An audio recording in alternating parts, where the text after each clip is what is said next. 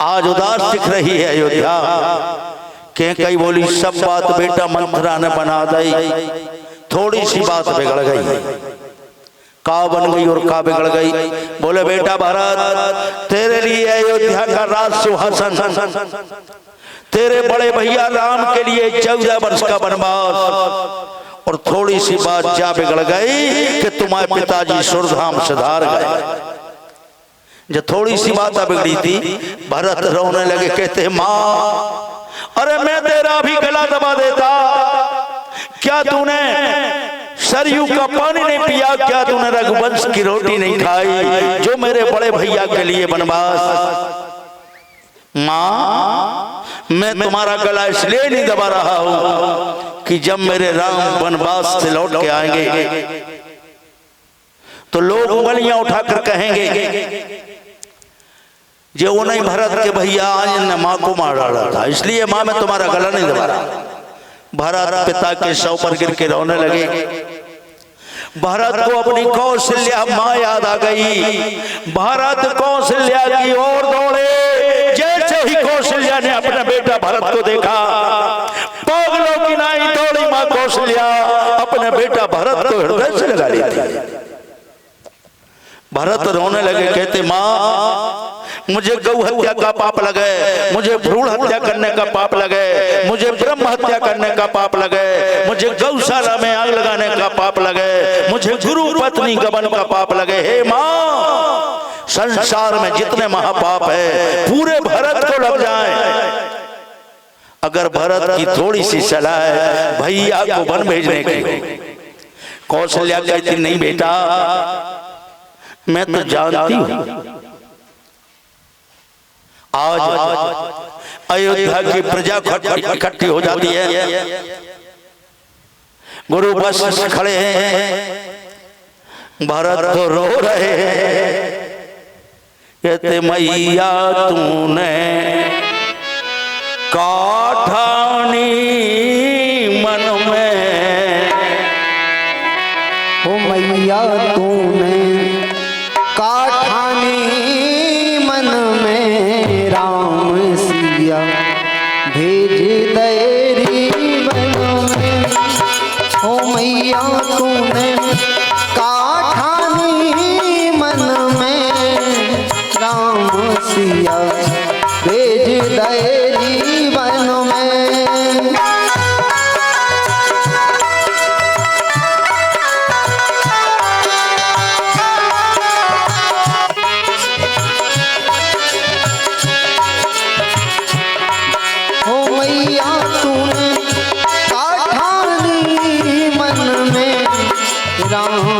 सिया भेज देरी वन में।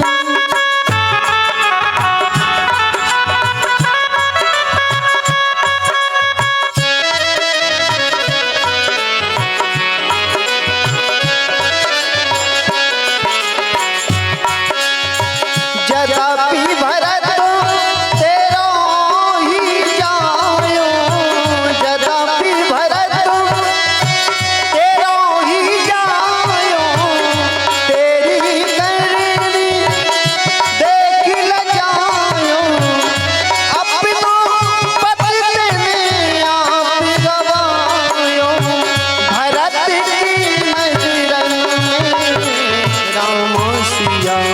भेज देरी वन में।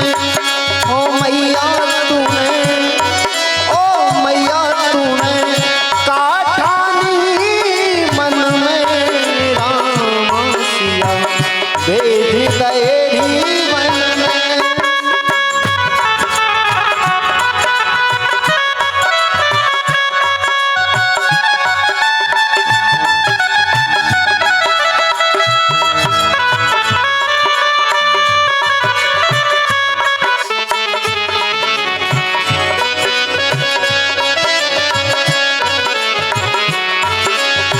महल छोड़ वहाँ बनी रे मड़ैया,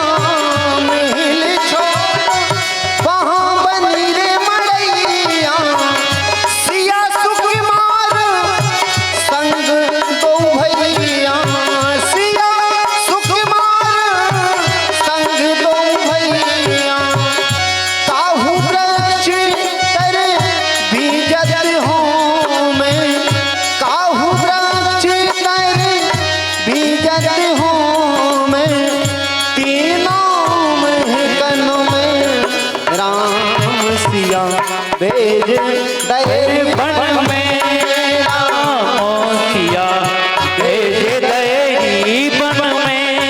ओ मैया तूने काठानी मन में राम सिया भेज दे बन में।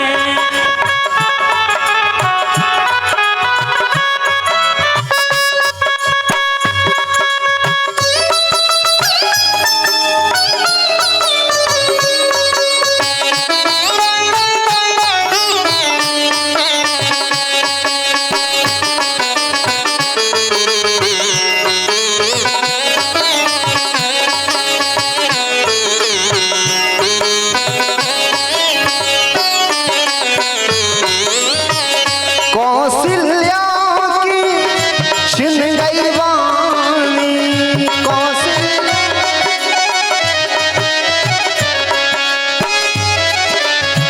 कौशल्या की छिन गई वाणी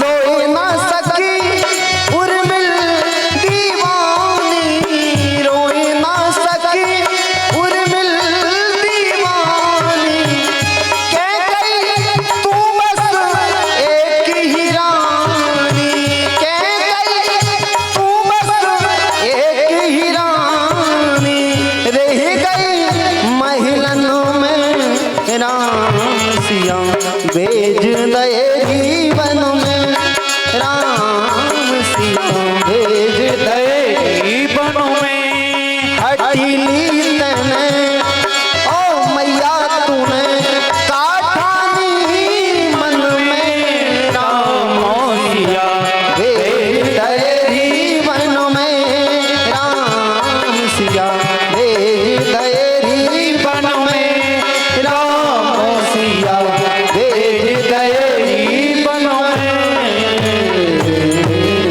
बोलिए वृंदावन बिहारी लाल की, अवध बिहारी सरकारों की। आज अयोध्या की प्रजा खड़ी है, गुरु वशिष्ठ खड़े हैं, तीनों माताएं। गुरु वशिष्ठ ने कहा भरत, अग्नि संस्कार किया भरत ने। कहते भरत अयोध्या का राज सिंहासन संभालो। भरत रोने लगे, कहते हैं गुरुदेवता अगर ये भरत जैसा भागा रघुवंश के सिंहासन पर बैठ जाएगा तो सिंहासन कलंकित हो जाएगा, रसातल को चला जाएगा। बोले नहीं भरत, ये गुरु वशिष्ठ का आदेश है, जो 64 पीढ़ी गुरु रहे सूर्यकुल के। लेकिन आज भरत कहते गुरुदेवता बोलना तो नहीं था लेकिन बोल रहा हूं। क्या कहा है भरत ने गुरु वशिष्ठ से? बोले बचन कहा हो सब स्वार्थ हेतु रही न आरत के चित चेतु। गुरुजी कछु आपको स्वार्थ है का? हमारा तो चित्त ठिकाने नहीं आ, चित्त चेतु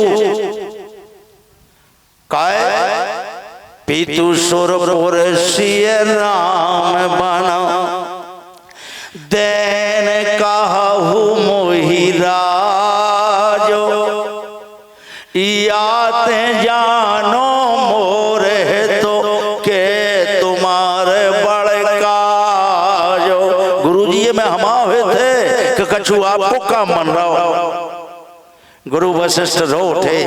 भरत ने कहा गुरुदेवता ये भरत रोगी है, पहले इसके रोग का इलाज तो कर दो।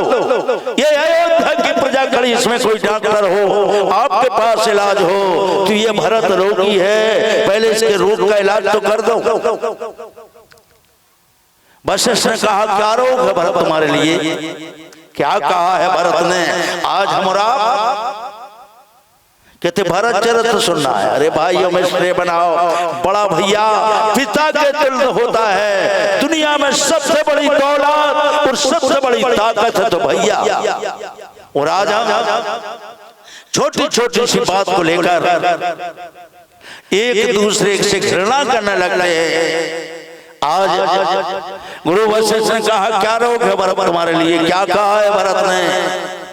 बोले ग्रह गृहीत पुनि बातो बस और ते पुनि बीछी मार ताही पिलायो बारुणी कहो कौन उपचार। बोले भरत पिलाने गिरा लगे। ग्रहित मन नागनी सांस नहीं घेरे पुनि बात बस उसके बाद सन्न में आ गए और तो ते पुनि बीछी मार उसके बाद बिच्छू ने काट खाओ और ताही पिलायु बारुणी। इतना रोग एक साथ है भरत के लिए। गुरुदेव तो आपके पास इलाज हो। वशिष्ठ रो उठे, आज अयोध्या की प्रजा रोने लगी। भरत ने रोते हुए कहा गुरुदेवता इतने रोगों का इलाज भरत के पास है, क्या इलाज है? बोले इतने रोगों का इलाज भरत के पास है। बोले क्या इलाज है इतने रोगों का? तब क्या कहा है भरत ने? बोले आपन दारुण दीनता सबई कहो समझाए और बिन